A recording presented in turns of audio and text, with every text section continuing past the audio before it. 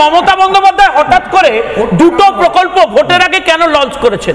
প্রথম প্রকল্প আপনি লক্ষ্য করে দেখবেন যে বুথে বুথে 10 লক্ষ টাকা করে দেওয়া হচ্ছে। সেই 10 লক্ষ টাকায় কি হবে? তৃণমূলের কন্ট্রাক্টর নেমে পড়েছেন, প্রত্যেক বুথ থেকে কালেকশনের টাকা পৌঁছে যাবে বুথে বুথে, এবং সেই টাকা র্যান্ডম চুরি হবে। ওখানে রাস্তা হবে না, জল হবে না, আলো হবে না। আজকে 15 বছর আপনি ক্ষমতায় ছিলেন, তারপরেও আপনাকে বুথে বুথে 10 লক্ষ টাকা দিতে হচ্ছে কেন? আমি জানতে চাই। এই খয়রাতি করছেন একটাই কারণে, কারণ আপনি বুঝেছেন পরিষেবা দিতে পারেননি। আপনার এলাকার গুন্ডাদের এই টাকা যদি আপনি এখন না দেন, তাহলে আগামী নির্বাচনে এরা আপনার হয়ে কাজ করবে না, আপনি নির্বাচনটা হেরে যাবেন, এটা ভোট লুটবে না। দ্বিতীয় টাকা আমায় মার্জনা করবেন।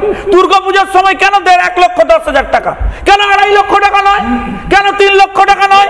ভাই না পারলে সরকার ছেড়ে দিয়ে চলে যান, আমরা ক্ষমতা এলে আমরা দিতে পারবো। আর লাস্ট 3 বছরে আপনারা যে টাকা দিয়েছেন সেই টাকার হিসেব নিয়েছেন? আপনি শুনলে অবাক হয়ে যাবেন। হিসাব নিয়েছেন? আমার তো খবর নেই, কোনো হিসাব নেই, কোনো হিসাব নেওয়ার খবর নেই, না কোনো ক্লাবের হিসাব নেই, হিসাব নিতে হবে না। কিন্তু বিপদটা কথা বোঝার চেষ্টা করুন। আমাকে একজন খুব গুরুত্বপূর্ণ ক্লাবের একজন প্রেসিডেন্ট বললেন শঙ্কু আমাদের দিচ্ছে 1,10,000 টাকা। তুমি বললে বিশ্বাস করবে না, তার মধ্যে বলে দিচ্ছে যে রাজ্যের মুখ্যমন্ত্রীর ব্যানার লাগাতে হবে 30,000 টাকা। আমি বলছি কেন? বলছে ব্যানার লাগালে ওদের লোকেদের এমএলএদের ডেকে খাওয়ালে তবেই এই টাকা সংসার হবে, না হবে না।